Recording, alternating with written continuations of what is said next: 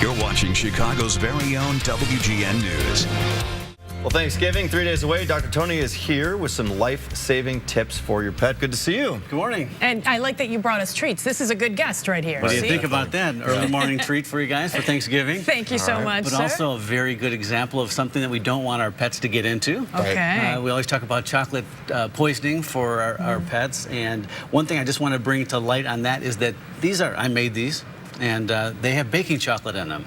And that is something that people don't realize is way worse than just getting into milk chocolate or that type of thing. Really much higher in the theobromine that causes them problems. And so we're doing a lot of baking this time of year, and so we want to make sure that the dog doesn't jump up on the counter and grab up something like that. Yeah, and you talk about causing them problems. What types of things could we see if they were to eat something like that? If they eat enough chocolate, it's like a super charged caffeine for them, and their heart races. I mean, a pet could theoretically, if it ate enough, get a heart attack from that. But most of the time you'll start to see them be hyper, and you'll know there's something wrong. And if they eat enough of it, it can be very serious. So if you know that they got into it, get them into the veterinarian, because what we'll usually do is induce vomiting and get it out of them, and that usually solves the problem.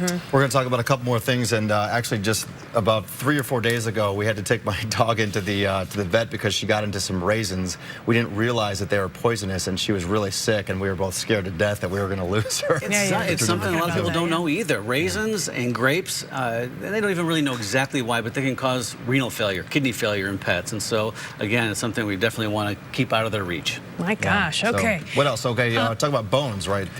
Exactly. Probably around Thanksgiving or the holidays, the biggest thing is pets getting into something they shouldn't as far as eating it. And so getting into the garbage, eating the bones from the turkey, even guests giving them the turkey leg or something like that, the bones can be a big problem. They crush up, they can splinter, they can perforate their intestines. So again, no real bones. There's plenty of synthetic things out there, nyla bones and things at the store for dogs to chew on. So don't give them real bones. Let's suppose something like this were to happen. What should be the first thing that you do as a pet owner?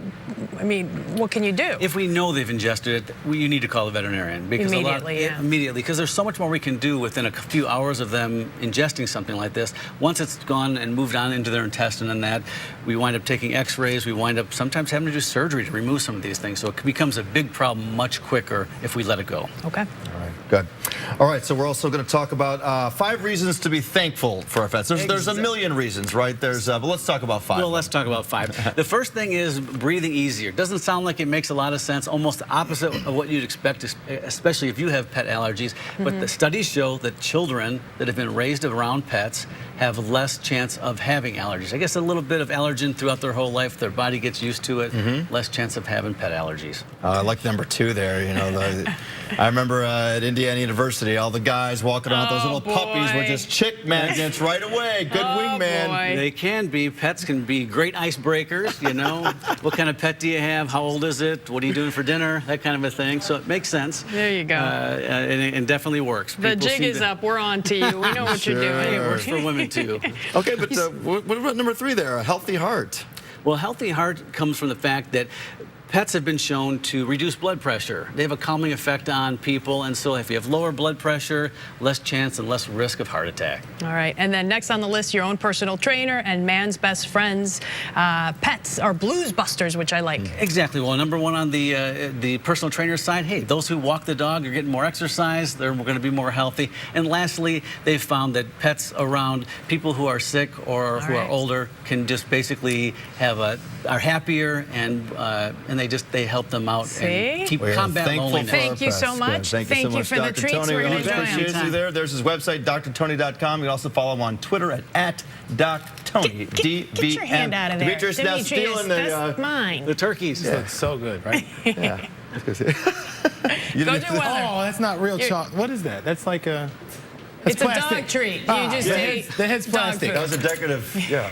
Okay. Apparently don't give those to dogs or weathermen. They didn't get the memo. So.